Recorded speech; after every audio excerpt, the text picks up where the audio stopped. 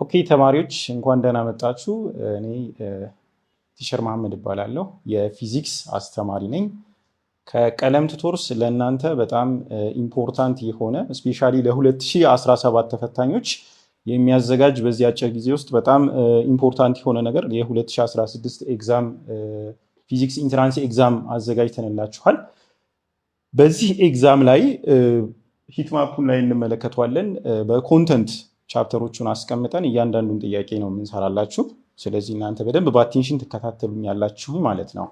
ሲቀጥል ምንድነው ኮንተንቱ ላይ እንደምናየው እያንዳንዱ ጥያቄ ከየት ቻፕተር እንደወጣ በሂትማፕ አዘጋጅተናል።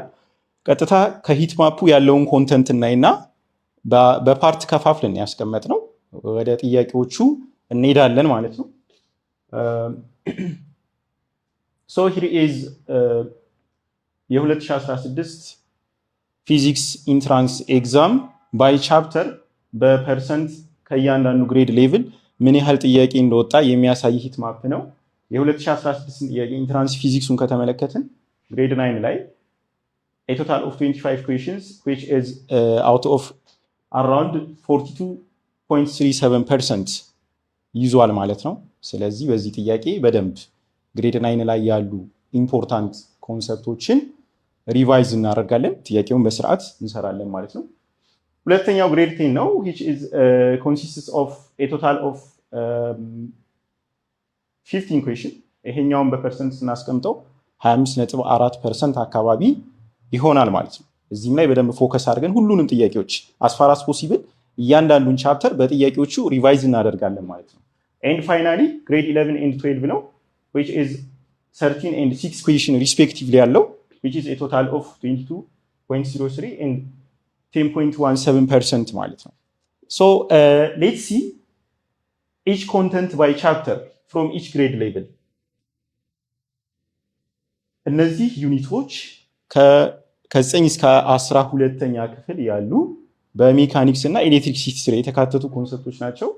ማለትም ሞሽን ኢን 2D፣ ወርክ ኢነርጂ ኤንድ ፓወር፣ ፎርስ ኤንድ ኒውተንስ ሎ ኦፍ ሞሽን አንደር ሜካኒክስ፣ then electrostatics, temperature and heat, fluid statics and fluid dynamics, electromagnetism along with equilibrium ይሄኛውን ሜካኒክስ ላይ ከተነው ማለት ነው።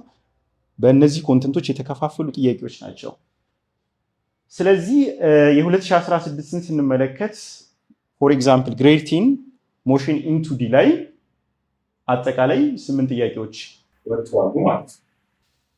ወርክ ኢነርጂ ኤንድ ፓወር ሁለቱም የ9 እና የ11 አንድ ላይ ተያይዞ ለ2016 የነበረው ኤግዛም 7 ጥያቄ ወጥቷል ማለት ነው። ስለዚህ እያንዳንዱ ቻፕተር ላይ እነዚህ ጥያቄዎች ያው በቻፕተር ስለተቀመጡ ጥያቄው ላይ የምንመለከተው ይሆናል። አሁን ቀጥታ የ2016 ኤግዛም ፓርት 1 እንጀምራለን ማለት ነው። ፓርት 1 የምንጀምረው ከሜካኒክስ ነው ከቬክተር ይሆናል።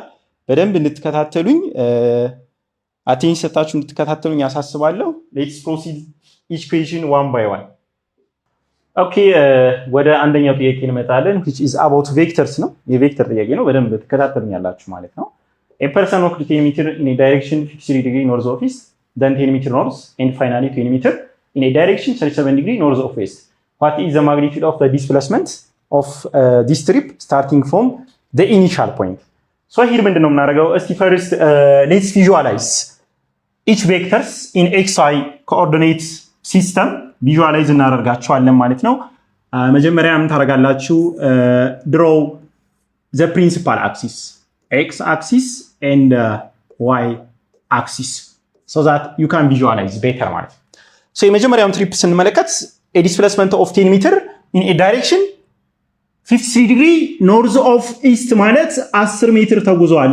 ይሄ 10 ሜትር ቀጥታ ያው ሆሪዞንታል አይደለም ቨርቲካል አይደለም at an angle of 53 degree 53 degree then ሁለተኛ ላይ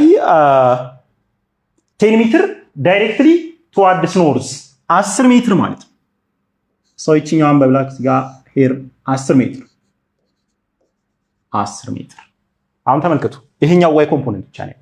ከዛ ወደ ሶስተኛው ቬክተር ስንመጣ 10 ሜትር in a direction 37 degree north of west third quadrant ላይ ስለዚህ እዚህ ጋር መጣለሁኝ። ይሄኛው which is 37 ዲግሪ ኦሪየንቴሽኑ ነው። ማግኒቲዩዱ ደግሞ 20 ሜትር ነው ማለት ነው። ምንድነው የምፈልገው? ሪዛልታንት ዲስፕሌስመንቱ ምንድነው ማድረገው? ሁለቱም ኤክስ ዋይ ፕሌን ላይ ፕሌን ቬክተር ናቸው፣ 2D ናቸው። ኤክስ እና ዋይ ኮምፖነንት ይኖራቸዋል። ስለዚህ ይሄኛውን ቬክተር ይሄኛውን ኤስ1 ብትሉት ይሄኛውን ወደ ዋይ ደን ወደ ኤክስ ኤስ1 ኤክስ ኤስ1 ዋይ። ይሄኛው ጀስት ኤስ2 ብቻ በዋይ አክሲስ ነው ያለው። ይሄኛው ወደዚህ ኤስ3 ኤክስ ኤንድ ቨርቲካሊ አፕዋርድ የሚሰነጠቅ ወይም የሚፈለጥ ማለት ነው ኤስ3 ዋይ ይኖረዋል ማለት ነው። ሶ ናው እናንተ እያንዳንዱን ኮምፖነንት ከፈለጋችሁ በኋላ S1 x equals S1 multiplied by cosine of 53 degree 10 multiplied by 0.6 which is 6 meter equals plus 6 meter 6 meter out። ለምንድን ነው ተማሪዎች ፕላስ ያደረኩትኝ? ይሄ S1 ፈርስት ኳድራንት ላይ ነው ያለው፣ ኤክስ ኮምፖነንት ፖዚቲቭ ነው የሚሆነው ማለት ነው። ደን ኤክሱን አንድ ላይ ሊጨርስ S2 ኤክስ ኮምፖነንት የለውም። S2 ኤክስ 0 ነው። S3 ኤክስ ስንት ይሆናል? 20 multiplied by cosine of 37 is 0.8 which is minus 16 ማለት ነው። 16 ማደርገው ማን ነው? ኔጌቲቭ 16 ማደርገው ሰርድ ኳድራንት ላይ ስለሆነ ማለት ነው። ላይን ኦፍ አክሽኑ ወደ ዚግ ስለሆነ ማለት ነው። ስለዚህ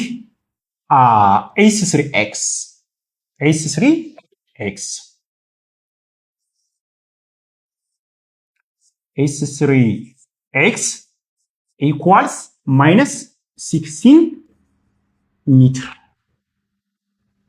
የS1 x component የS3 x component plus 6 and minus 16 add vertically downward minus 10 meter ተመልከቱ minus 10 meter x component ነው። you can say this one using the unit vector I እናደርጋለን ማለት ነው። አሁን x ጨርሰናል፣ ወደ y እንመጣለን። S1y equals S1 cos 53 10 multiplied by 0.8 is ስንት ይሆናል ማለት ነው? 10 multiplied by 0.8 is 8 meter and S2y equals አሁን S2ን ተመልከቱት። ቀጥታ vertically upward ወደ positive y direction 10 meter ማለት ነው። 10 meter. Here is plus, here is also plus. 10 meter. And finally, S3y. 20 multiplied by cosine of 37 degree. 20 multiplied by sine 37 degree, which is 20 multiplied by 0.6, which is 12 ይሆናል ማለት ነው። S3y equals plus 12 meter. ተመልከቱ። አሁን ለኤስ3 ዋይ ኮምፖነንት ስፈልግ ፕላስ ነው ያደረኩት። ሰርድ ኳድራንት ነው። ለምንድን ነው? ዋይ ኮምፖነንት ላይን ኦፍ አክሽኑ ቨርቲካል ስለሆነ ሪፈረንሳችን ለዋይ አፕ ኤንድ ዳውን ነው። ዳውን ከሆነ ኔጌቲቭ እናደርጋለን። ዘ ኮመን ዌይ ኦፍ ቴኪንግ ዳይሬክሽን አፕ ከሆነ ፖዚቲቭ እናደርጋለን። ሪቨርስ ማድረግ ይቻላል፣ ግን ብዙ ጊዜ ዘ ዩዥዋል ዌይ ኦፍ ቴኪንግ ዳይሬክሽን አፕዋርድ አክት የሚያደርጉትን ፖዚቲቭ እናደርጋለን፣ ዳውንዋርድ ኔጌቲቭ እናደርጋለን ማለት ነው። እኛ በዚህ ነው የሰራነው ማለት ነው። ስለዚህ ናው you can add vertically downward plus 8 plus 10 plus 12 is 30 meter 30 meter አሁን ይሄ 30 ሜትር ማለት የኤስ ዋይ ኮምፖነንት ነው። ስለዚህ make it a vector in authentic notation which is j አሁን s x component s y component finally rewrite s in terms of vector notation is vector s equals sx in the I plus sy in the j. This one is the standard notation of vector in order to separate it from ordinary numerical representation. I እና j የሚገቡት ያው ታውቃላችሁ ኦርዲነሪ እንዳይሆን ነው። ለምሳሌ 10 ሜትር plus 30 ሜትር ባደረገው ኦርዲነሪ ማቴማቲክስ ነው የሚሆነው። ስለዚህ you have to use this unit vectors ማለት ነው። ስለዚህ አሁን I እና j always ምንድን ናቸው? Unit vector in the x and in the y respectively so that they are perpendicular to each other. You can use the Pythagorean theorem in order to calculate the magnitude of s ማለት ነው, which is ቫልዩዎቹን ቀጥታ ስኩዌር ሩት ውስጥ እንከታለን። -10 square which is 100 plus 30 square which is 900 which is a total of 1000 which is 31.6 approximately. This one is the resultant displacement ይሆናል ማለት ነው። so the answer will be remember that እዚህ ጥያቄ ላይ ይሄ ሁለት ቬክተር ነው ያለው በx እና y ነው የተሰጠው በዚሁ ትቀጥላላችሁ። in addition to you can also apply the cosine law which is for any two vector a and b the resultant are equal under the square root of a square plus b square plus 2ab cos theta is also valid ያንንም ብትጠቀሙ ታገኙታላችሁ ማለት ነው። ወደ ሁለተኛው ጥያቄ እንመጣለን። ፕሮብለም ነምበር 2 ከግሬድ 9 motion in straight line ዩኒት 2 ላይ የወጣ ጥያቄ ነው። which of the following statement describes uniform motion? አሁን ወደ ጥያቄው ከመግባታችን በፊት motion of an object can be divided into two based on its nature.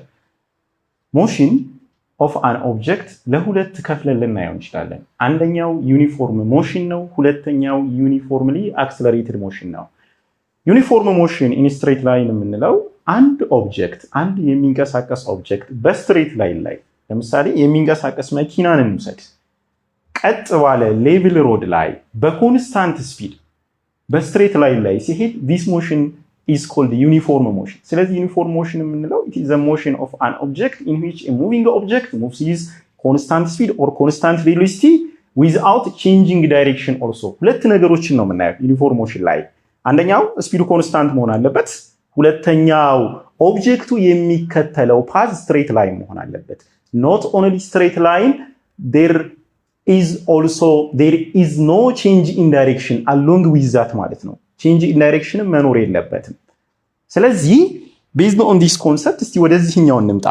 choice A ላይ an object moving at 30 meter per second towards east and then 30 meter per second toward north. አሁን ይሄኛውን ከተመለከትነው አንድ መኪና በ30 ሜትር per second beginning from some initial points ወደ ኢስት እየሄደ ነው። then at 90 ዲግሪ ታጠፈና with the same speed ምን ሆነ ማለት ነው ወደ ኖርዝ ሄደ።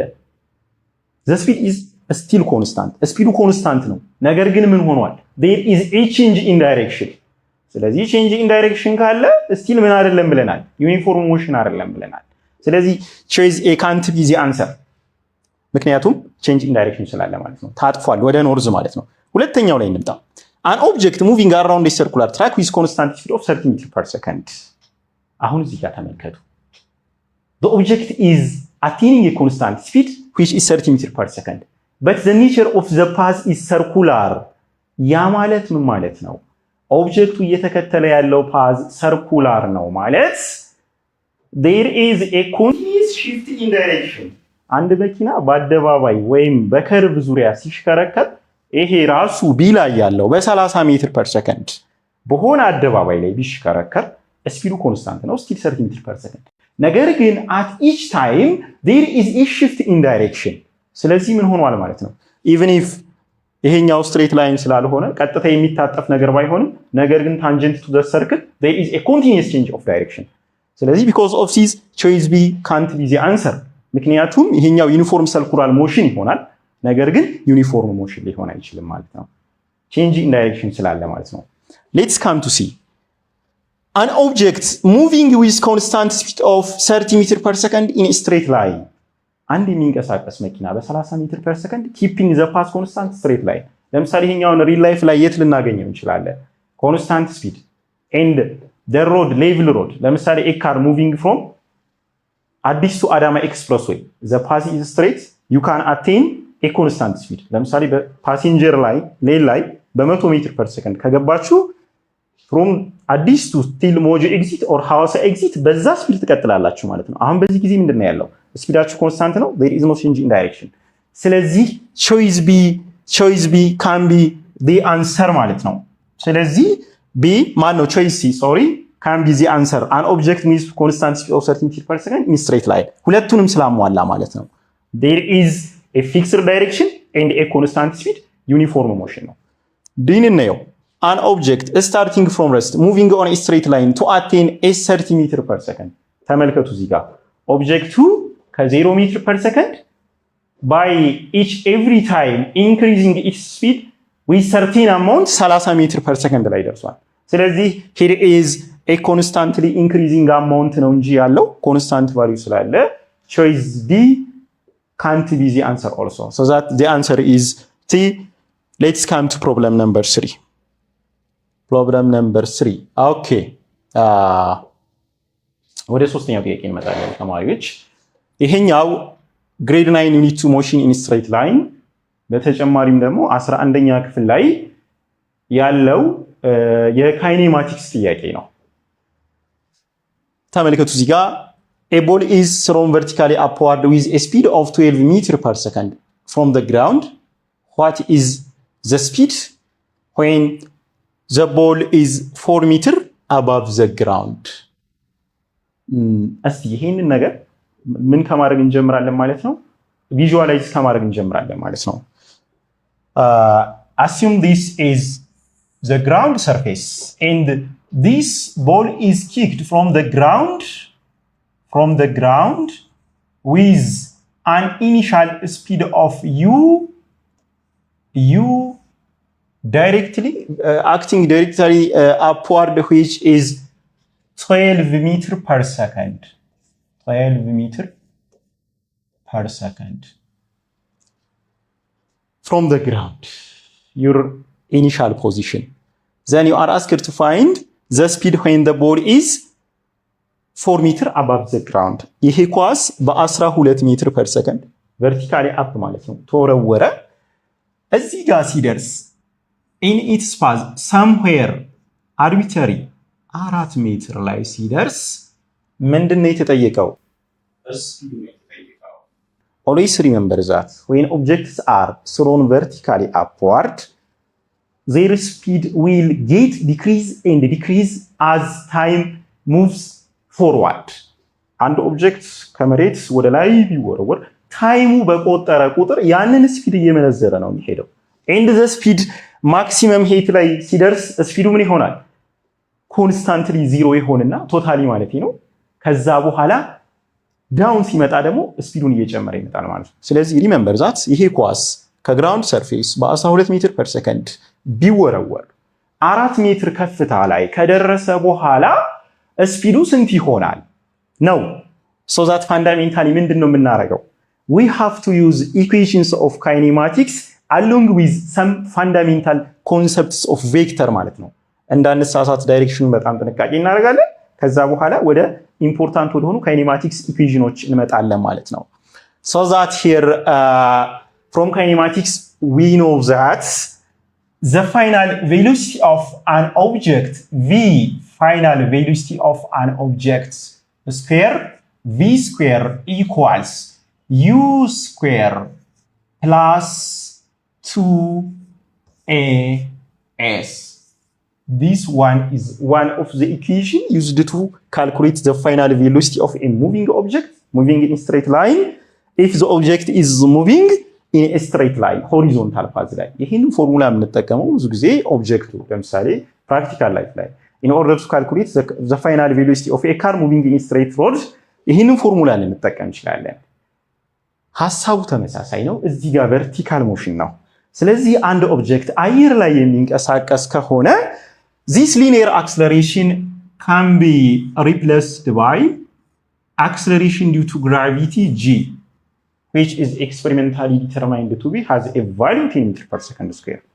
ይሄኛው given ነው for objects moving in air ማለት ነው። ስለዚህ እንቅስቃሴው ከመሬት ወጥተን vertically horizontal ማነው vertical reference axis y axisን ተጠቅመን ለዚህ ጥያቄ ሪፈረንስ ፍሬም ማለት ነው የምንመለከተው ከሆነ ሊኒየር አክሰለሬሽን በዚህ ትተካለች ማለት ነው። ሲምቦሊካሊ ኤስን በኤች መተካት እንችላለን። it doesn't matter ኤስን አድርገን መጠቀም እንችላለን ማለት ነው። so now ይሄኛው ፎር ስትሬት ላይን ሞሽን ነው። ይሄ ኦብጀክት ወዴት ነው የተወረወረው? ይሄ ኳስ ቨርቲካሊ አፕዋርድ ነው። ስለዚህ you have to modify some signs ማለት ነው። ዳይሬክሽን ኦፍ ኢኒሻል ቬሎሲቲ አፕዋርድ ነው። እንደምትመለከቱት እዚህ ጋር ቀስቱን ማየት ትችላላችሁ። አፕ ነው። የመሬት ስበት ዳይሬክሽን ኦፍ አክሰለሬሽን ቱ ግራቪቲ ደግሞ ዳውንዋርድ ነው። ስለዚህ these two vectors are counteracting። ያ ማለት you have to make this ፕላስ ማይነስ አድርገን እንጠቀማለን ማለት ነው። ምክንያቱም ለዚህ ጂ ቺኛዋን ማይነስ ካደረግናት ሄር ምን ሊሆን ይችላል ማለት ነው? v square equals u square minus 2g ኤች በኤስ ቦታ ኤች ተጠቀምኩኝ ማለት ነው። ሲምቦል ነው ያደረኩት። ለምን? ሞሽኑ ቨርቲካል ስለሆነ። ኤስ ብዙ ጊዜ ለስትሬት ላይን ሆሪዞንታል መሬት ላይ ለሚካሄድ እንቅስቃሴ ነው ኤስ የተለመደችው። ኢት ኢዝ ኤ ማተር ኦፍ ኮንቬንሽን። ለምንድን ነው እዚህ ጋር ማይነስ ያደረግኩትኝ? አፕዋርድ ስሎ ስለሆነ ነው። ከግራቪቲ ኦፖዚት ስለሆነ ማለት ነው። ስለዚህ ናው ዩ ካን ሰብስቲቲዩት the values in this formula. Your target is final velocity v square equals u square. The initial velocity የተወረወረበት ማለት ነው። u square is 12 square minus 2y of g is given to be 10 meter per second square and multiplied by h is 4 meter.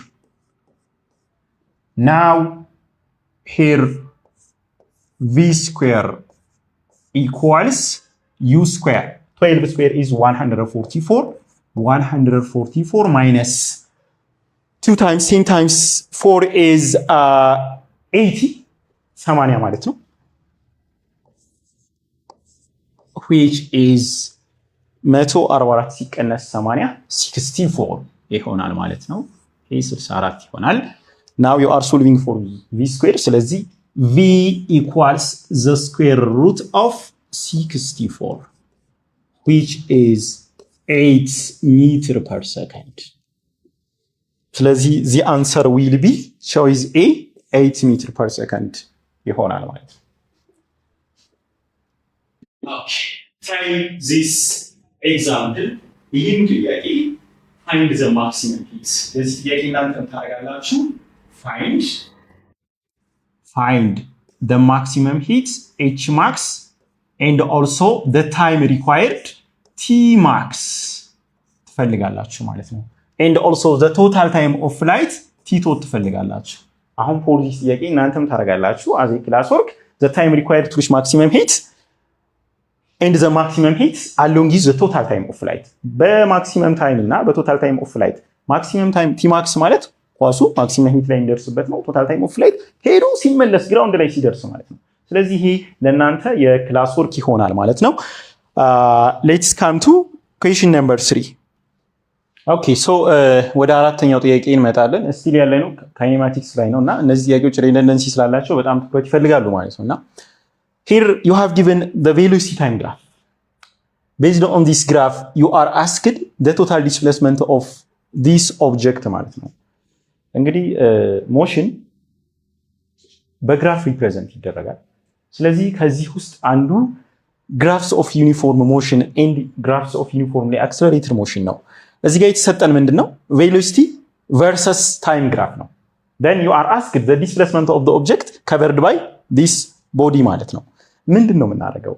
whenever if you have given velocity versus time graph for a moving object the area under the graph will give you the total displacement. ስለዚህ እዚህ ጋር ምን ይታያችኋል? the object in the first 15 minutes ምንድነው? beginning from 0 up to 15 minutes በኮንስታንት speed which is 30 meter per second ተጓዘና then decelerate አደረገ ማለት ነው። you are asked the total displacement covered by this object based on the graph ማለት ነው። ምንድነው የምናደርገው እዚህ ጋር we have to find the areas enclosed by the graph ማለት ነው። ስለዚህ divide this into two areas. think the first one is rectangular and the second one is triangular. ስለዚህ ምን እናደርጋለን እዚህ ጋር here is call area 1 and call this area 2. now ሁለቱን ኤሪያ ካልኩሌት እናደርጋለን ማለት ነው። ይሄኛው ሬክታንጉላር ስለሆነ ሌንግዙ የሚሆነው ታይሙ ነው ማለት ነው። the horizontal part which is 0 up to 15 which is area 1 rectangular area 1 equals to 50.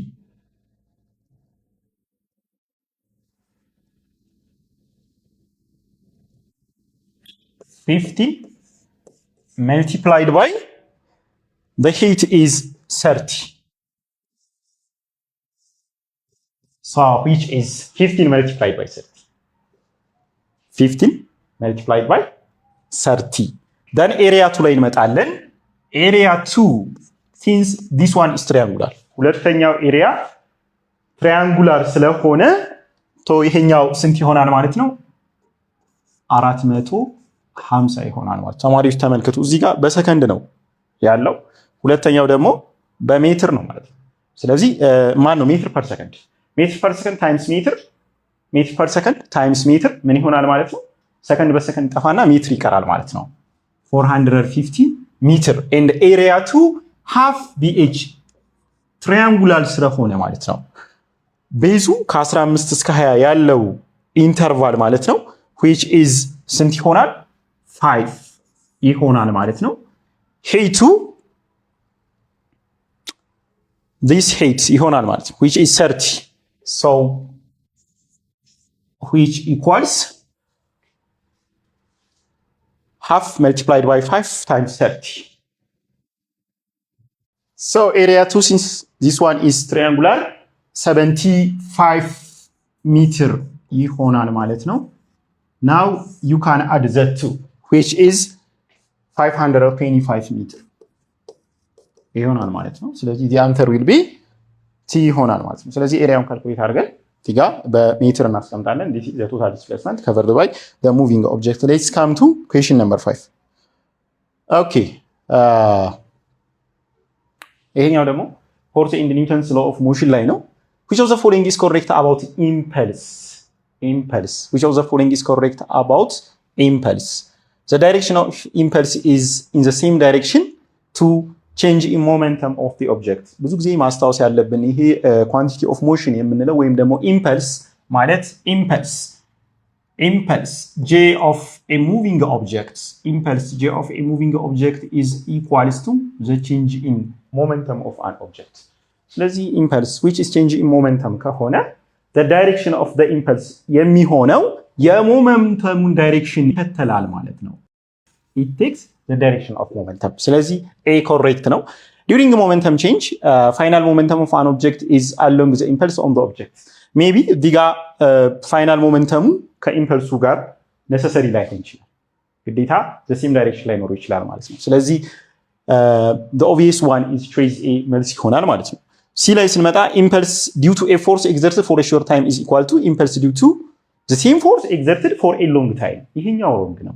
ያ ማለት ነው አንድ ፎርስ አንድ ኦብጀክት ላይ ፎር ኤግዛምፕል ለ2 ሰከንድ አክት ቢያደርግና the same force ለ10 ሰከንድ አክት ቢያደርግ due to duration የተለያየ ኢፌክት አለው ማለት ነው። ስለዚህ choice is wrong and d is the impulse is smaller than change of momentum which is caused by the applied force which is also wrong. So the answer will be a ይሆናል ማለት ነው።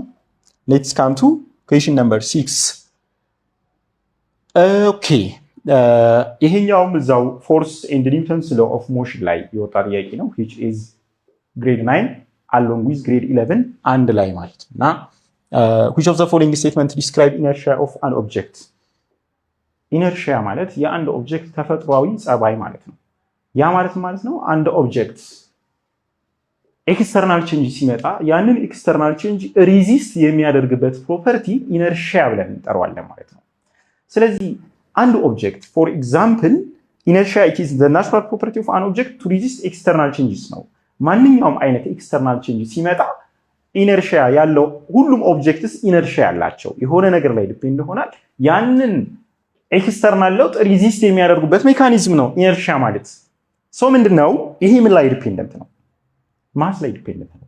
ማሲቭ ኦብጀክትስ ዊል ሃቭ ሃየር ኢነርሺያ ዳን ስሞለር ኦብጀክትስ። ያ ማለት ፎር ኤግዛምፕል አንድ ትንሽዬ ኳስና ላይክ ትልቅ ማስ ያለው መኪና ሁለቱንም በተመሳሳይ ፎርስ ለመግፋት ትሞክሩ ኳሱ በቀላሉ ሊሄድ ይችላል። ምክንያቱም ለስ ኢነርሺያ ስለሚኖረው ማሱ ላይ ዲፔንደንት ስለሆነ። whereas the car is greater inertia mass dependent ነው። ስለዚህ ወደዚህ ጋር ስንመጣ increase with increasing mass of the object it is obviously true። የኦብጀክቱ ማስ በጨመረ ቁጥር resisting ሜካኒዝሙ አብሮ ይጨምራል ማለት ነው። ስለዚህ the answer will be a ይሆናል ማለት ነው።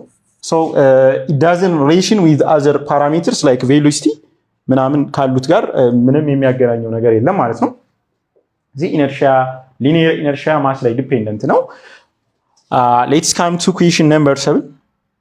okay ወደ ሰባተኛው ጥያቄ እንመጣለን which is also the force in the Newton's law of ላይ dynamics ላይ የወጣ ጥያቄ ነው። let's see it. a person of mass 75 kg experiences a net force of 400 newton when placed in an upward accelerating lift, what is the apparent weight? አሁን ይሄን ጥያቄ let's visualize here. አንድ ሊፍት ላይ ያለ ሰውዬ assume here is the lift is subjected to a net force of 400 Newton. ለምንድን ነው ይሄን ቀስት ወደ ላይ ያደረኩት? ሊፍቱ ወደ ላይ ነው እየወጣ ያለው። ይሄ 400 ኒውተን it is the net force. And we are asked to find the apparent weight. The apparent weight. W apparent. እሱን ነው የተጠየቅነው ማለት ነው። ስለዚህ እዚህ ሊፍት ላይ ያሉት ቶታል ፎርሶች ምንድናቸው? Here you have given a net force of 400 ኒውተን acting vertically downward ማለት ነው። ወደ ላይ የሚያመለክት ወይም line of action ወደ ላይ የሆነ 400 ኒውተን ፎርስ አለን and a downward force of what we call true weight የምንለው which is mass times gravity of the object mg አለ ማለት ነው። mg አለ. So here is the elevator or the lift. Okay. Now apparent weight ማለት ነው ማለት ነው. Apparent weight of an object in this case is it is the normal reaction force provided by the lift in order to support this person. ይህንን 70 ኪሎግራም ኦብጀክት ሰፖርት ለማድረግ በሊፍቱ ሰርፌስ የሚወጣው ኖርማል ሪአክሽን ፎርስ ማለትም ይሄ ፎርስ ከፍሎሩ 90 ዲግሪ ይሰራል ማለት ነው። ስለዚህ እሱን ነው የተጠየቅነው። ምንድነው የምናደርገው? You have given a net force of 400 Newton. We can apply the Newton second law. So F net here, F net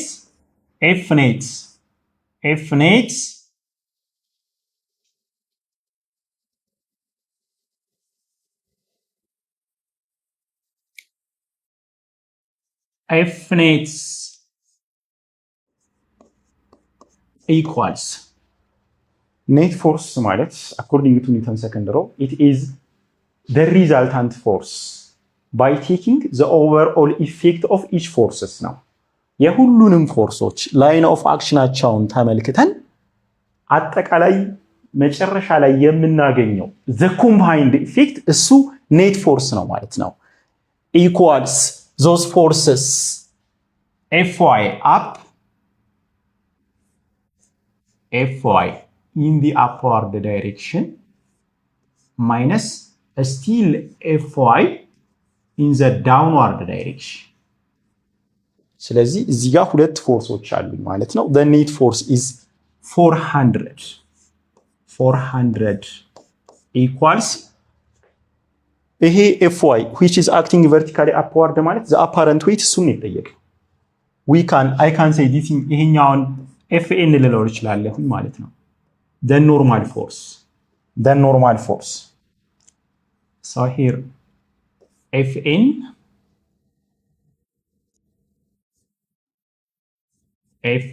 equals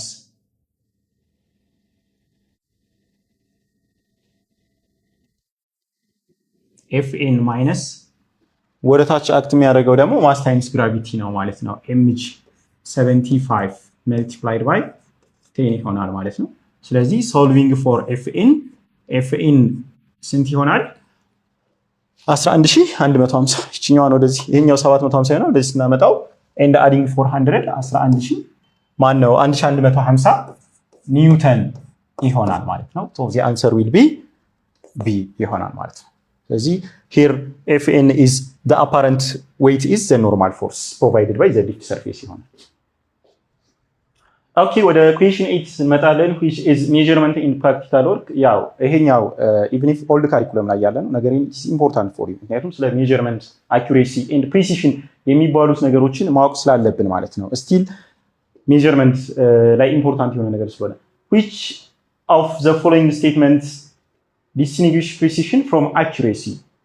now አሁን measurement ላይ there are certain terms አንደኛው measurement ራሱ ምንድነው? measurement is an act of finding out the parameter of the magnitude of a parameter against internationally established units.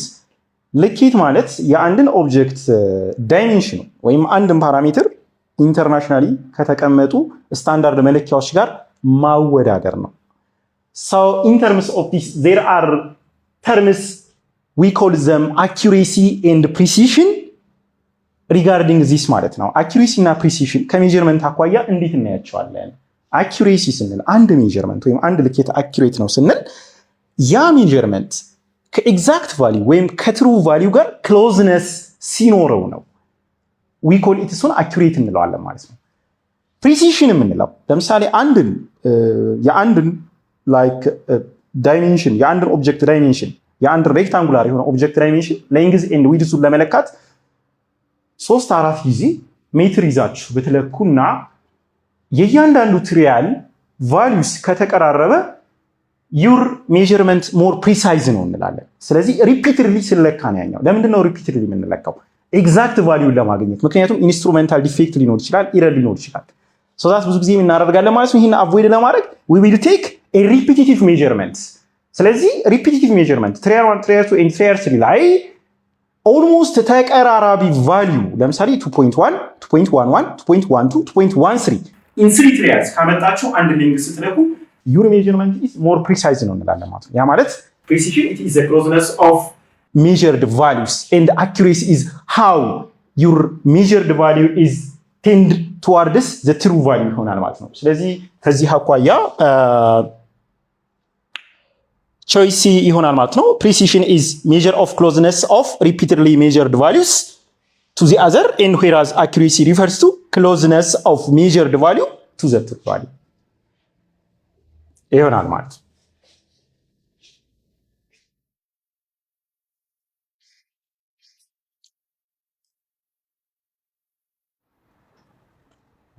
አለቀ። Your measured value to the true value. That is the difference between precision and accuracy. Okay.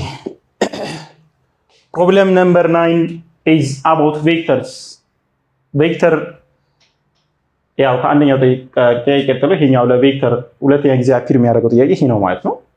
A car travels 60 meter north and 8 meter west. What is the magnitude of the resultant displacement from the starting point? ስለዚህ as we do in number 1 ምንድነው የምናደርገው? Here let's figure out each trip.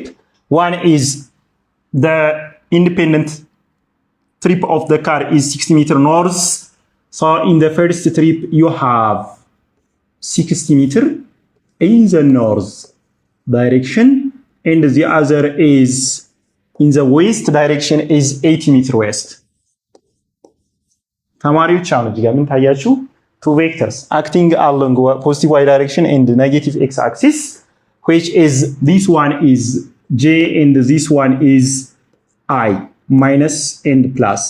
But here remember these two vectors are perpendicular vectors acting 90 degrees to each other, so that the resultant is obviously the one which connects the two vectors, which is the hypotenuse. ይሄኛው ሪዛልታንቱ ነው ማለት ነው።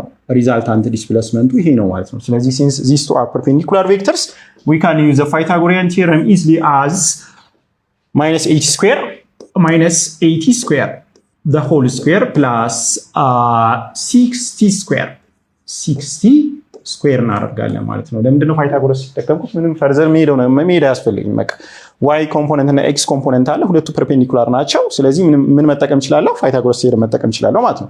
for this value approximately square root of 10,000 ይሆናል ማለት ነው። so which is ከስኩዌር ሩት ውስጥ ስናወጣው 100 ሜትር ይሆናል ማለት ነው። ፓይታጎረስ ቴዎረም ተጠቅሜ ማለት ነው። so the answer will be a ይሆናል ማለት ነው። Okay, problem number 10 is also about vectors. About vectors, which of the following pairs of vector is collinear vectors? Collinear vectors. We have many types of vectors depending upon certain criteria. Collinear vector ምንላቸው? Two vectors are collinear if one is scalar multiple of the other. አንዱ ቬክተር የሌላኛው ስካላር መልቲፕል ከሆነ እነዛ ቬክተሮች እርስ በርስ ኮሊኔር ቬክተር ተብለው ይጠራሉ ማለት ነው። ስለዚህ let's take two samples and check whether these vectors are collinear or not ማለት ነው። ለምሳሌ ቾይስ ቢ ላይ የተሰጠውን ቬክተር ብንመለከት choice B ላይ we have given two vectors A, vector A which equals 2i plus 3j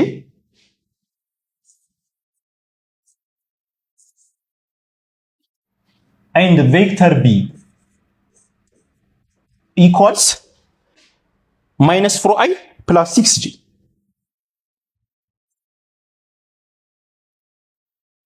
አሁን እነዚህ ቬክተሮች ኮሊኒየር ናቸው ወይስ አይደሉም? ምንድነው የምናደርገው? እሱን ለማወቅ ቢ የኤ ስካላር መልቲፕል ነው ወይ? ቢ በሆነ ቁጥር ተባዝቶ ማለትም ኤ በሆነ ቁጥር ተባዝቶ ቢን የሚሰጠን ከሆነ ኤ ኤንድ ቢ ምንድናቸው ማለት ነው? ኮሊኒየር ቬክተርስ ብለን እንጠራቸዋለን ማለት ነው። since they are scalar multiple of each other. So let's try this one. So now here B, let's vector B equals K times vector A. Before, where K is a scalar, let's equate each component.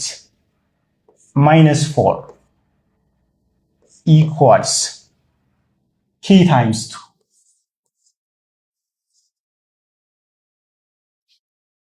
Then solve for K.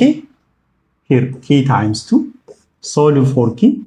K equals negative 2. Equate 6 equals K times 3. Solving for K. K equals 2. ተመልከቱ እዚህ ጋር አሁን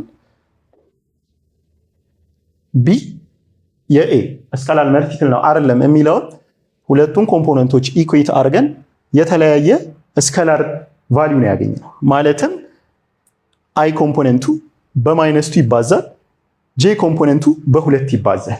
ስለዚህ we have got here different values of K. ስለዚህ obviously B የኤ ምን አይደለም ኮሊኒየር ቬክተር አይደለም ማለት ነው። ትራይ ኦፕሽን C. Vector E equals minus I plus J. And vector F equals 3i minus 3j.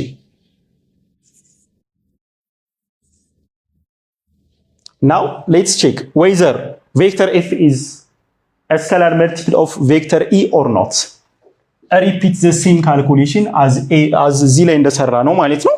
So minus 3i equals minus k. So here k equals 3 minus 3 and minus 3 J equals here K. እዚህ ጋር ለምንድን ነው የአይ እና የጄ ኮምፖነንቶች ዋን ስለሆኑ is no need of multiplying. So that here solving for K still K equals -3. ያ ማለት ነው ማለት ነው if you multiply vector E በ3 ብታባዙት vector F ን ይሰጠናል ማለት ነው። Therefore vector F equals 3y of vector E. Since F is a scalar multiple of vector E, we call this vector collinear vector እንላቸዋለን። ምክንያቱም for different values the same case ስላገኘን ማለት ነው። ያም በ-3 f ማን ነው ኢን ብናባዛው ቬክተር f ን ይሰጠናል ማለት ነው። ቬክተር f የኢ ብዜት በ3 በኔጌቲቭ 3 ሲባዛ ቬክተር f ን እናገኘዋለን። so the answer will be obviously c ይሆናል ማለት ነው። okay let's come to problem number 11, which is a 0.5 kilogram block moving with an initial speed of 5 meters per second, slides 2.5 meters on a rough horizontal surface. before coming to rest, what is the coefficient of friction? Now let's start. ይሄኛው ጥያቄ work energy power, it is an important concept. በደንብ እናያለን ማለት ነው። እዚህ ላይ በደንብ ተከታተሉኝ ያላችሁ። let's visualize what is given here. ምንድነው የተሰጠን? an object of mass 0.5 kilogram 0.5 kilogram moving horizontally with a speed of 5 meters per second. The initial speed u is 5 meters per second. 5 meters per second and slides for a distance of 2.5 meters. Assume this object is moving for a distance of 2.5 meters. እስከዚህ ቢመጣ ማለት ነው። ይሄ ራፍ ሰርፌስ ከሆነ it is frictioning ማለት ነው። we will have a coefficient of friction mu ነው ካልኩሌት የምናደርገው ማለት ነው። coefficient of friction ስንት ነው? so ምንድነው የምናደርገው? እዚህ ጋር okay, so here work done by frictional force using here work energy theorem, work done by frictional force equals the change in kinetic energy of this object. okay, እዚህ ጋርም ተብለናል before coming to rest። ስለዚህ we can consider the final velocity of the object to be 0 ምክንያቱም ስለሚያርፍ ማለት after some time t, and the initial velocity u is 5 meters per second. so now እዚህ ጋር ምን አለ ማለት ነው? frictional force ስራውን እየሰራ ነው። work done by frictional force equals in the change in kinetic energy. Here is the work energy theorem. We have to apply this principle ማለት ነው። work done by frictional force work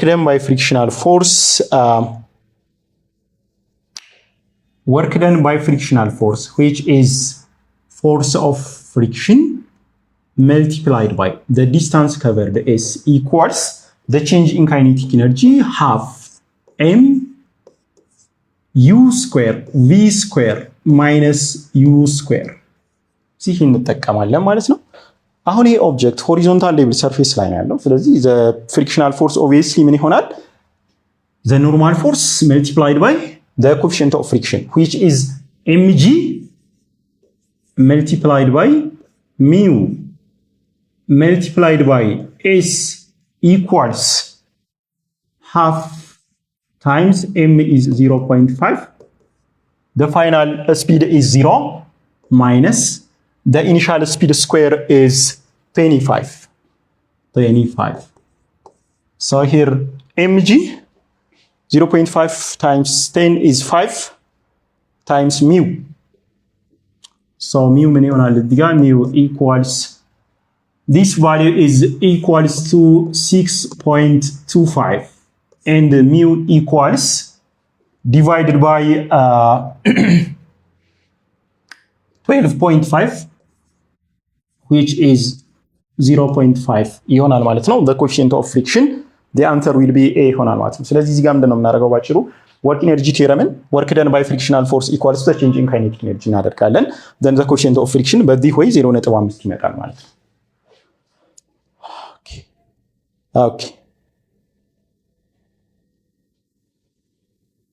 okay so let's come to this one. A ball is released from a heat h. It then rises to a maximum heat of 1/2 h after collision with the ground, neglecting air resistance. Which of the following statement is correct about the ball's mechanical energy? Now let's interpret this problem. አንድ ኳስ አለ ከሆነ ሄት ላይ ተለቀቀ። Assume this is the ground surface and the ball is released from a heat h. This is the ball. So here is the heat h. ከዛ ምን ሆነ? ወረደና ስትራይክ አድርጎ ያው after the collision with the ground rebounds back እስከ ሃፍ ድረስ ማለት ነው መጣ ማለት ነውና what will happen to the value of mechanical energy of this object? What will happen to the value of mechanical energy of this object? Now obviously መጀመሪያ ላይ before the collision it will have mechanical energy initially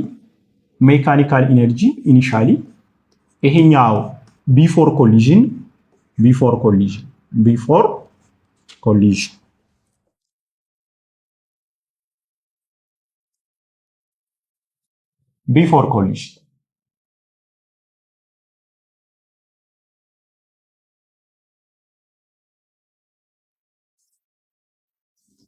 and mechanical energy finally after collision.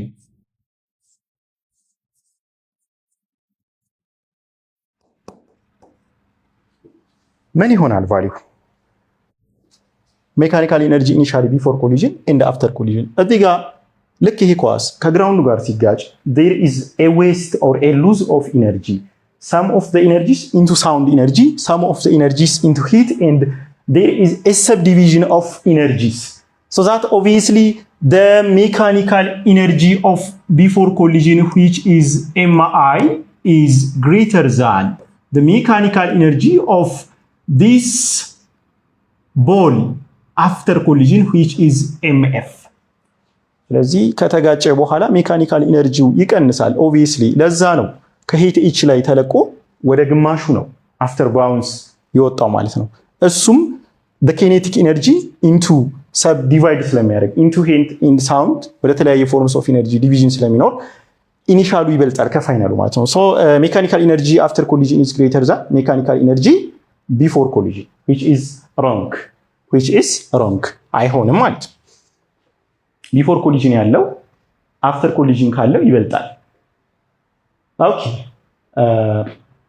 ሶ ቾይስ ኤ ላይ ሜካኒካል ኢነርጂ አፍተር ኮሊዥን is greater than ሜካኒካል ኢነርጂ ቢፎር ኮሊዥን እሱ አይሆንም። ምክንያቱም አፍተር ኮሊዥን ያለው ዌስቴጅ ኦፍ ኢነርጂ ስላለ ከኢኒሻሉ አይበልጥም ማለት ነው።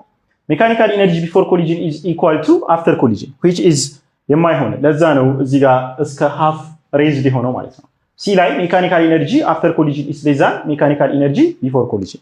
This one is obviously true, so the answer will be choice C ይሆናል ማለት ነው። the answer will be choice C ይሆናል ማለት ነው። አፍተር ኮሊዥን ያለው ቢፎር ኮሊዥን ካለው ያንሳል ማለት ነው።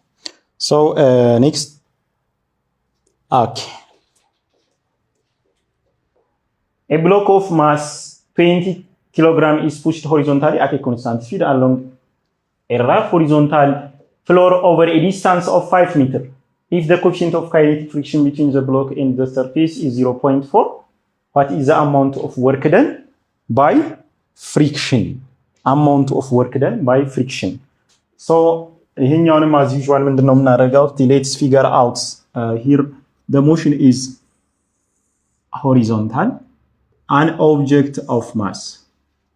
How much is it? 20 kilogram. 20 kilogram at constant speed. So for a distance of 5 meters, so that here is the distance covered by this mass. Now we are asked to find work done by frictional force. Work done by frictional force. Solution.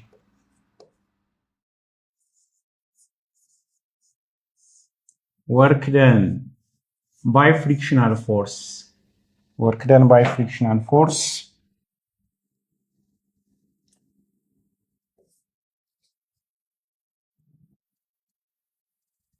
Work done by frictional force.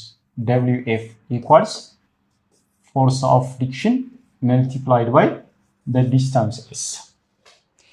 So the force of friction, ይሄ ኦብጀክት ሆሪዞንታል ሰርፌስ ላይ ስላለ the frictional force is equals to the normal force multiplied by the coefficient of friction.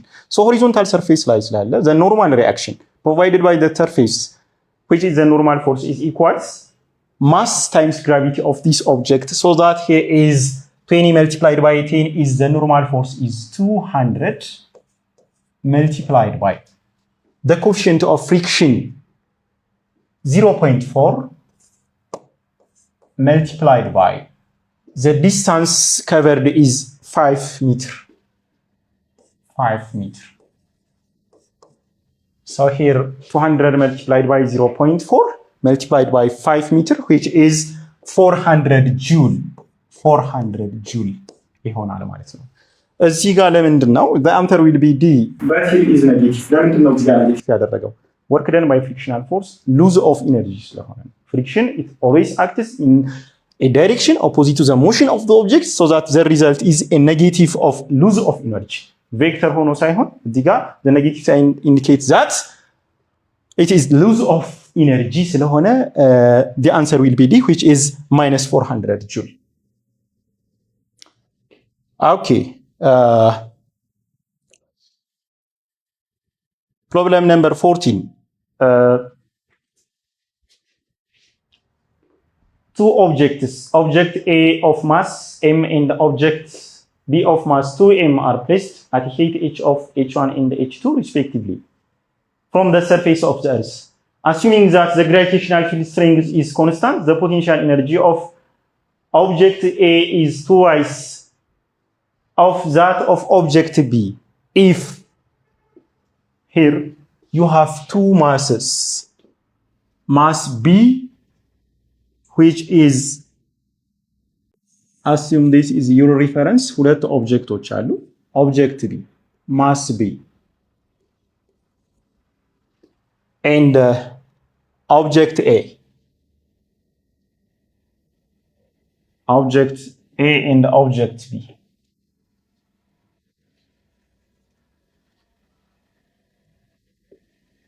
So here is object A, and here is B. At height h1 and h2 respectively. አሁን የB mass of B equals twice of A, 2M, and the mass of A equals M. ስለዚህ potential energy of A የቢን twice የሚሆነው የቱ ጋ ነው? So let's see here. Now let's find the gravitational potential energy of each mass. Mass A, which is P potential energy of A, PA. Potential energy of object A, which is mg h1, and potential energy of object B, which is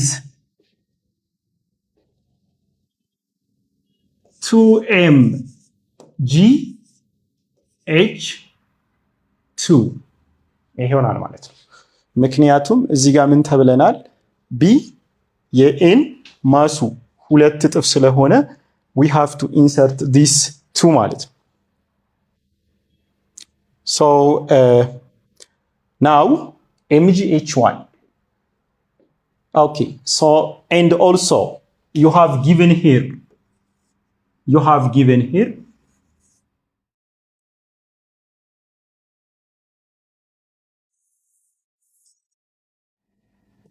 for object A to be twice of potential energy of B ለናል የኤ የቢን twice of እንዲሆን potential energy የኤች value ስንት መሆን አለበት? h1 in terms of h2 ማለት ነው። So now here let's mgh1, which is potential energy of object A, equals twice of that of potential energy of object B, which is 2m times g times h2. So that here mgh1 equals 2 times 2 for mgh2. For mgh2. Then divide both sides of the equation by mg and solve for h1. mg by mg, here is mg by mg. So that in order for the value of potential energy of A to be twice of potential energy of B, h1 must be 4 times h2 ስለዚህ በዚህ ሲቹዌሽን የኤ ፖቴንሻል ኢነርጂ የቢን ሁለት እጥፍ እንዲሆን ከተፈለገ ኦሪየንቴሽን ኦፍ ኤ ወይም ደግሞ h1 in terms of h2 አራት እጥፍ መሆን አለበት ማለት ነው። so the correct answer is D. Okay, problem number 15. The angular speed of a disk rotating about its axis is increased by 2000 rad per second in a time interval of 3 seconds. If the moment of inertia of the disk is 0.6 kilogram meter square, what is the average torque acting on the disk? Now here we have given the moment of inertia of the disk ID, which is equals 0.6 kilogram meter square. And then the other parameter is the angular speed omega equals 2000 rad per second. 2000 rad per second. We are asked to find torque ማለት ነው። ስለዚህ ይሄ according to Newton's second law, if force is mass times acceleration, the counter part of this is torque is also torque tau is equals moment of inertia multiplied by angular acceleration alpha. ልክ ፎርስን ኔት ፎርስን ኒውተን ሰከንድ ሎው ተጠቅመን ማስ ታይምስ አክሰለሬሽን እንደምንለው ሁሉ this one is analogy of that of Newton second law. You can substitute or you can replace F for linear motion ማለት ነው። ቶርክ በፎርስ እንተካለን። የሞመንት ኦፍ ኢነርሺያን ሮል ሊኒየር ሞሽን ላይ ማስ ይጫወታል። የአንጉላር አክሰለሬሽን ሊኒየር አክሰለሬሽን ይጫወታል ማለት ነው። ስለዚህ we can calculate the torque tau which equals I times alpha. Now alpha equals the angular acceleration equals the angular change in angular velocity divided by time.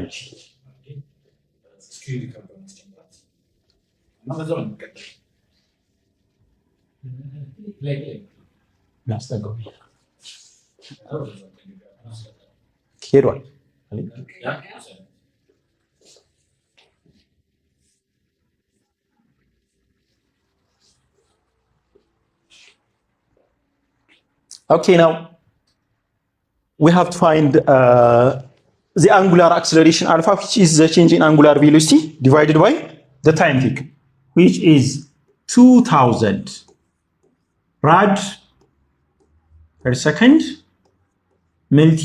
divided by time over an interval of 3 seconds. So 2000 rad per second ሲካፈል ለ3 ሰከንድ ኢኳልስ 666.67 አፕሮክሲሜትሊ ማለት ነው ራድ ፐር ሰከንድ ስኩዌር ይሆናል ማለት ነው። ይሄኛው አንጉላር አክሰለሬሽን ነው። ሶ ፋይናሊ የተጠየቅነው ቶርክ ታው ነው። the torque tau which equals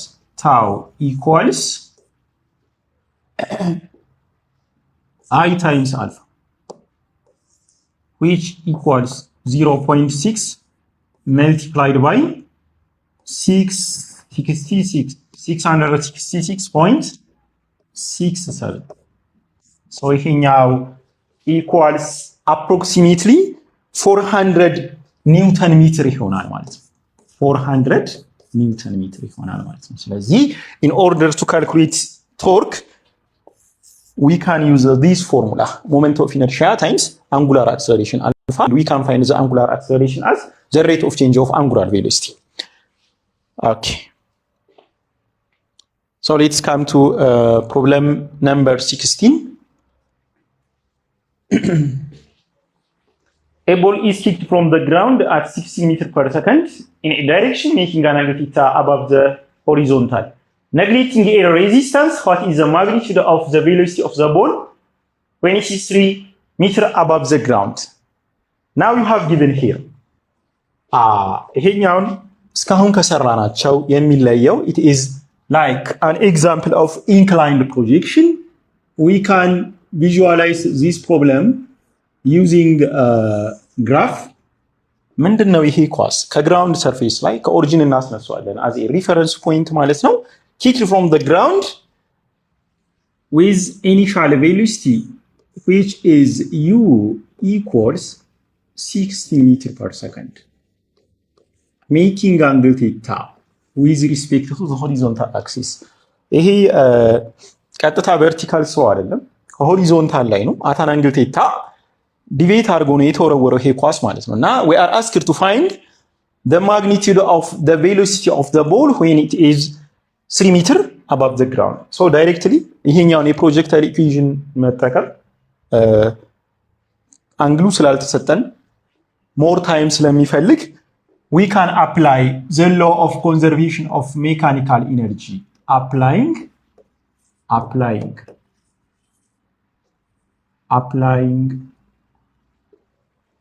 So applying law of conservation of mechanical energy, applying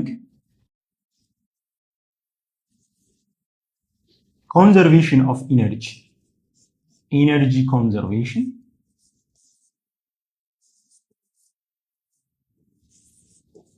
energy conservation.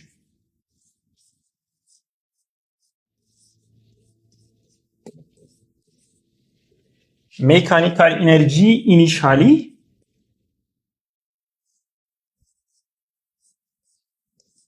equals mechanical energy finally. You know that in the absence of other external forces, energy of a system always remains constant.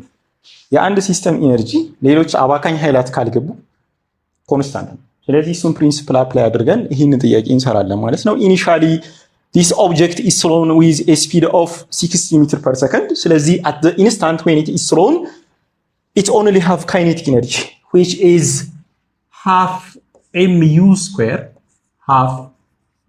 square equals after tracing a vertical distance of 3 meter ላይ ከደረሰ በኋላ ግን ማክሲመም ሂቱ ላይ ከመድረሱ በፊት ሁለቱም ኢነርጂ ይኖረናል። ምን ማለት ነው? መጀመሪያ በካይኔቲክ ነው የጀመረው። መጀመሪያ ተወርሯል ኦብጀክቱ። ስለዚህ ከካይኔቲክ ኢነርጂ ወደ ፖቴንሻል ኢነርጂ ኮንቨርት እየሆነ ይቀጥላል ማለት ነው። as it moves upward ማክሲመም ሂቱ ላይ ሲደርስ ካይኔቲክ ኢነርጂ ቶታሊ ዜሮ ይሆንና ወደ ፖቴንሻል ኢነርጂ ይቀየራል። እዚህ ጋር ግን 3 ሜትር አካባቢ arbitrarily like a distance of say 3 ሜትር ውሰዱ እዚህ አካባቢ ማለት ነው። ስለዚህ እዚህ ጋር ሁለቱም ይኖራሉ ማለት ነው። ምክንያቱም 3 ሜትር ማክሲመም ሄቱ አይደለም በዚህ ኤክስፕሬሽን ማለት ነው። so now here is kinetic energy final which is half m u v square plus m g h. ኦኬ ስለዚህ ይሄንኛውን ኢቫሉዌት እናደርጋለን ማለት ነው። multiplying both sides of the equation by 2 it will be ሁለቱንም በሁለት ስናባዛው mu square equals mv square plus 2mgh ይሆናል ማለት ነው። አሁን dividing both sides of the equation by m u square which is 256 equals m already ስለጠፋ v square plus m by m 2gh is 60. Therefore now v square equals 196 which is v equals to the square root of 196 which is 14 meter per second. ስለዚህ applying conservation of mechanical energy we can find the final velocity when it reaches at a height of 3 meter. The answer is C 14 meter per second ይሆናል ማለት ነው። ምንድነው ኢኒሻሊ ካይኔቲክ ኤነርጂ ብቻ ነው ያለው ፖቴንሻል ኤነርጂ የለውም ከግራውንድ ላይ ስለሚወረወር ማለት ነው። አፍተር 3 ሜትር ግን it will have both energies እስከ ማክሲመም ሄት ማለት ነው። ማክሲመም ሄት ላይ ሲደርስ ኬኔቲክ ኤነርጂ ቶታል ይጠፋና ኢሜጅ ይጨቃል። እዚህ ጋር ሁለቱንም የተጠቀምነው ፓዙ ላይ መሃል ላይ ስለሆነ ቢፎር አቺቪንግ ኢትስ ማክሲመም ሂት ማለት ነው። ሶ ዛት ዘ ፋይናል ስፒድ 14 ሜትር ፐር ሰከንድ በሎ ኦፍ ኮንዘርቬሽን ኦፍ ኢነርጂ 14 ሜትር ፐር ሰከንድ ይመጣል ማለት ነው። ኦኬ ሶ ኔክስት ኢዝ okay, here the orbital speed of a satellite at a height of 780 km from the surface of the Earth is given to be 7,465 meters per second. What is the period of the satellite? The period of the satellite. Now you have given, you know that here is, assume here is Earth having a radius r and a satellite is orbiting at a certain height h. ይሄ ሄት ተሰጥቶናል ማለት ነው።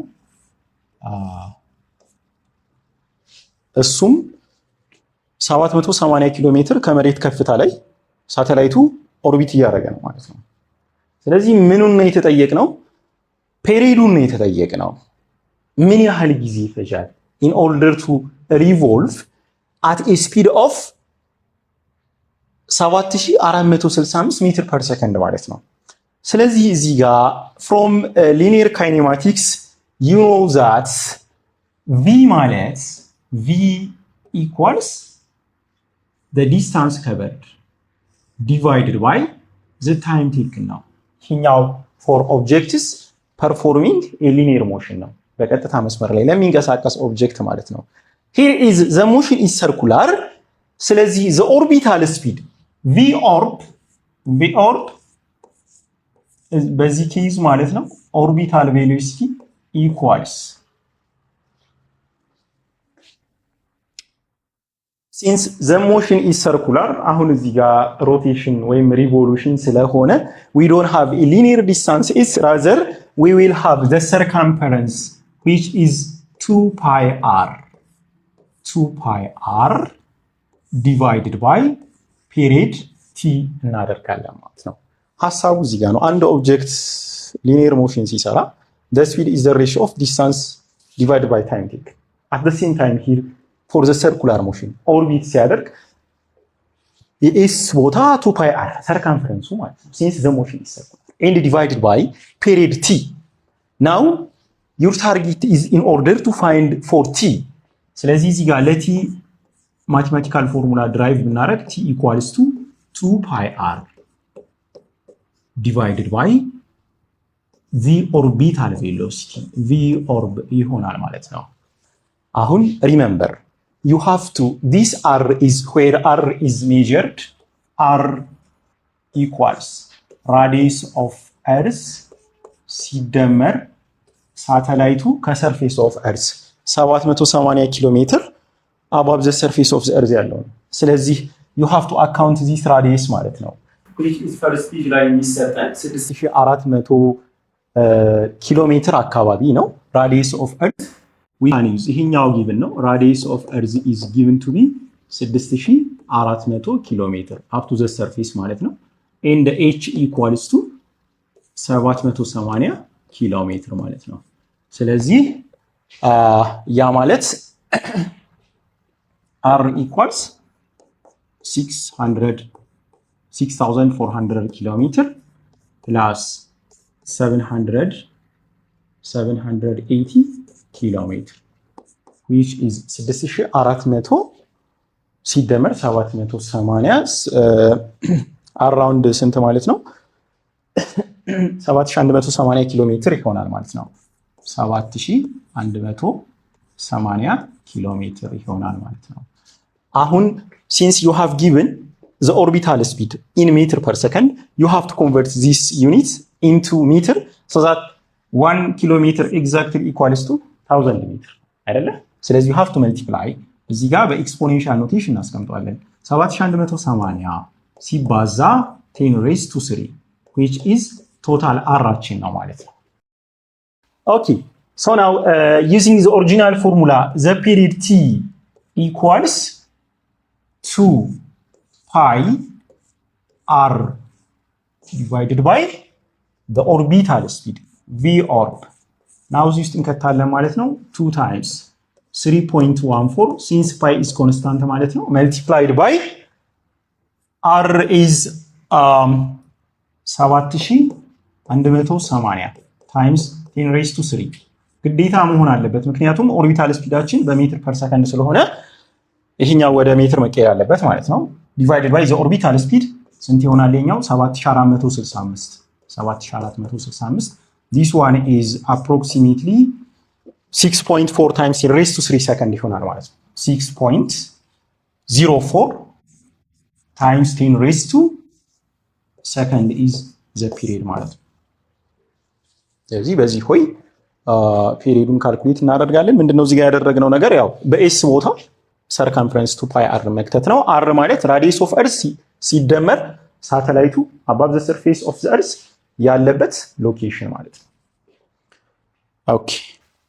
ኦኬ question number 18 18ኛው ጥያቄ which of the following statement is correct about the component of velocity of a ball projected up at an angle of theta with the horizontal neglecting air resistance አሁን እዚህ ጋር properties of inclined projection projectile motion ላይ ስንመጣ አንድ ኦብጀክት በሶስት አይነት መንገድ ፕሮጀክትድ ሊሆን ይችላል አንደኛው vertically upward which is the path followed by the objective straight up and ሁለተኛው horizontal projection the direction of initial velocity at the instant when the object thrown is horizontal ልክ በሚወረወርበት ቅጽበት horizontal ይሆናል ሶስተኛው ኬዝ an object may be projected at an angle theta from the ground ይሄኛው ኬዝ ቀጥታ የፉትቦል ኬዝ ነው when a football is kicked from the ground by a football player the ball will leave the ground surface by making an angle theta with the horizontal reference ማለት ነው ስለዚህ let's visualize the situation here inclined projection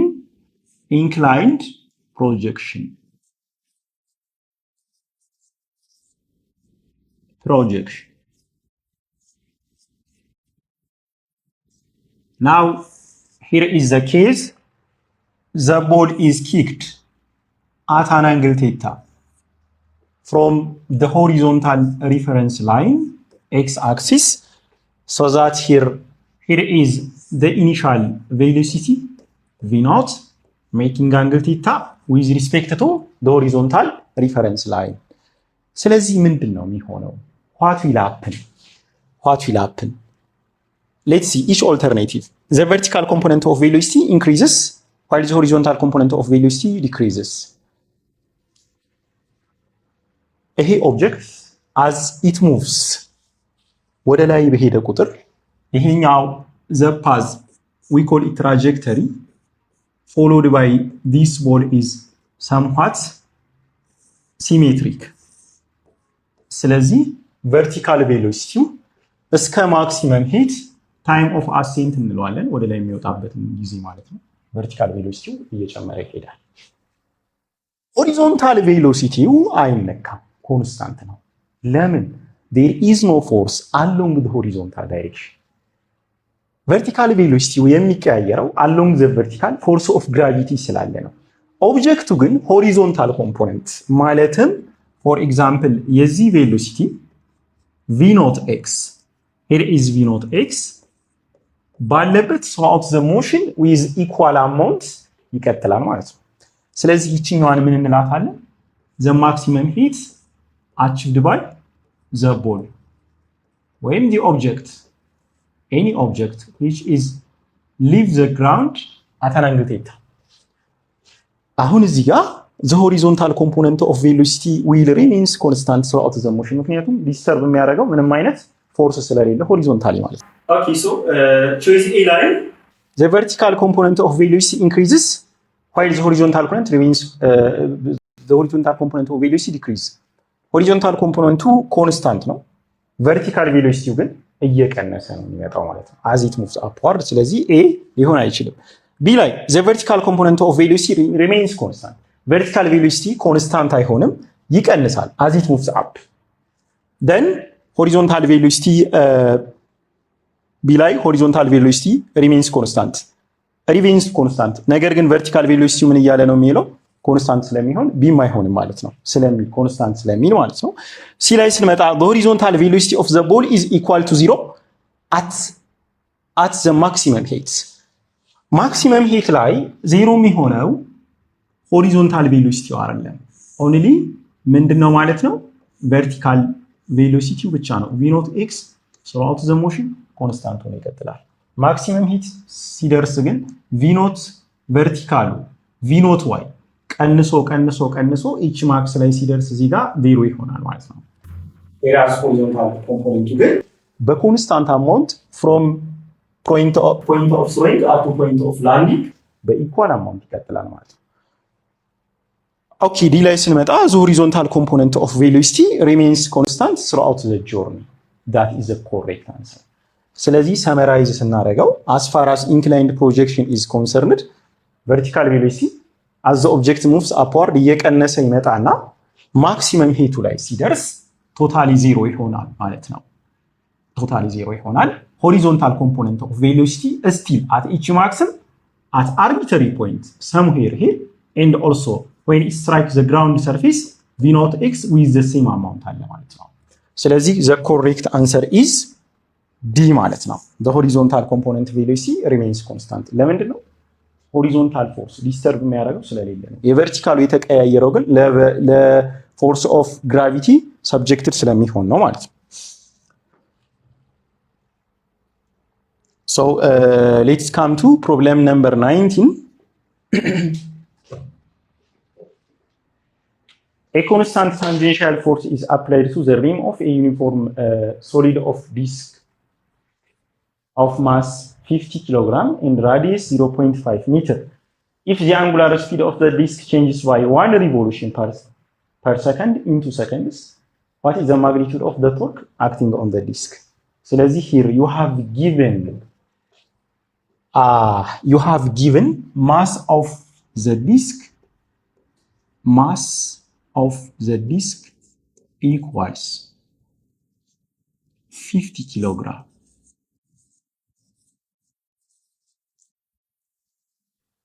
And radius are equals 0.5 meter. And the other parameter የተሰጠን እዚህ ጋር ምን አለ ማለት ነው? አንጉላር ስፒዱ ኦሜጋ which equals to 1 revolution per second ነው።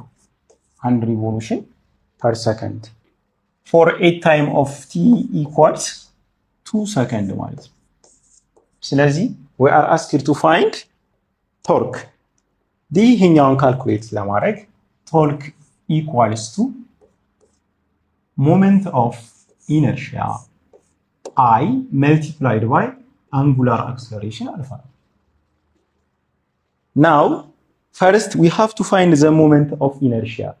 You have given the moment of inertia of the disk given to be use moment of inertia of solid disk half times mr square. So here I የዲስኩ ማለት ነው I disk equals half m r square. So which is half times 50 times r is 0.5 square. 0.5 square which equals to 6.25 kilogram meter square ይሆናል ማለት ነው። 6.25 kilogram meter square moment of inertia ስለሆነ ያው SI unit mass times radius square kilogram meter square. And you have given እዚህ ጋር you know that አንድ revolution ማለት አንድ revolution one rev equals to 360 degree which is 2 pi radian ጋር እኩል ነው which is 2 pi rad ጋር እኩል ነው 2 pi radian ጋር እኩል ነው። so that here you have given አንድ revolution per second ማለት 2 pi rad per second ማለት ነው። so that here 1 rev per second ማለት 1 revolution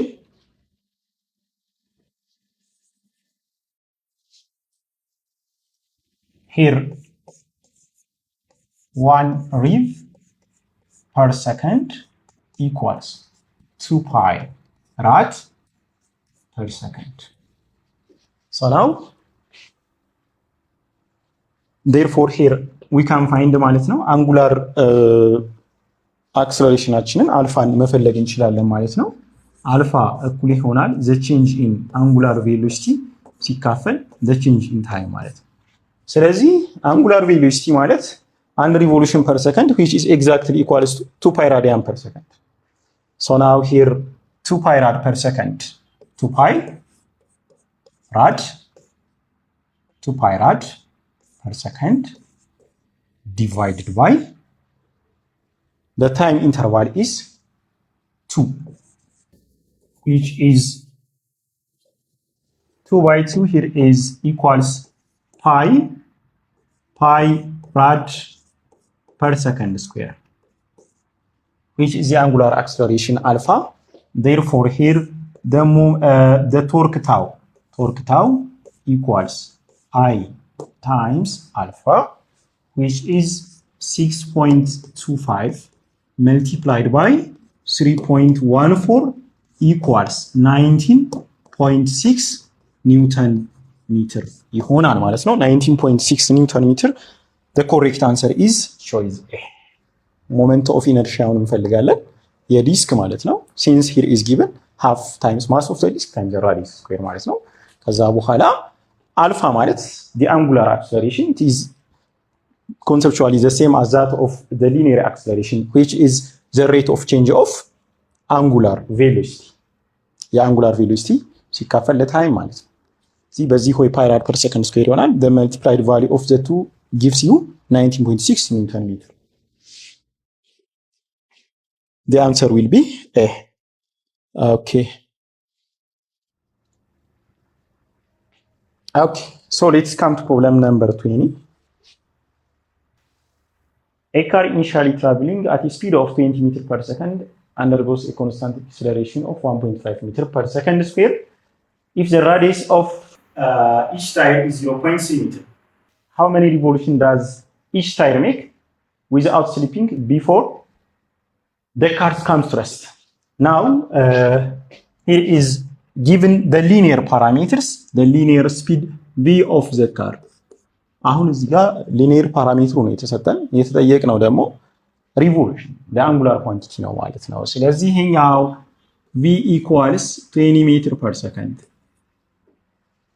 and the acceleration a, which is decelerate ስለሚል the car is slowing down a negative of 1.5 meter per second square and the other parameter radius r, which is radius of each tire is 0.3 meter ይሆናል ማለት ነውና